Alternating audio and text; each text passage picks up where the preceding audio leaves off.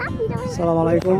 Hello guys, আমরা আজকে আসছিল বন্ডপুর, একটা ঘাট আছে বন্ডপুর এলাকা। এই ঘাটে এখানে যে এটা হলো আপনার পুরাটা মেঘনা গ্রুপের স্থান।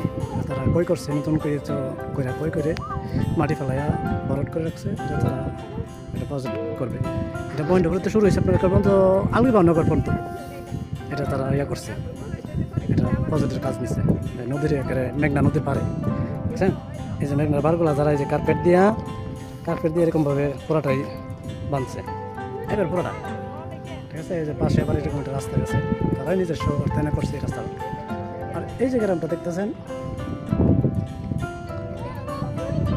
এই যে গ্রামটা, এটা হলো আপনার মাইজের সরকার, বুঝলেন? এই যে মাইজের সরকার, এটা মাইজের সরকার। আর এই পাশেরটা হলো আপনার ভৈরব, এই যে এটা ভৈরব, ঠিক আছে।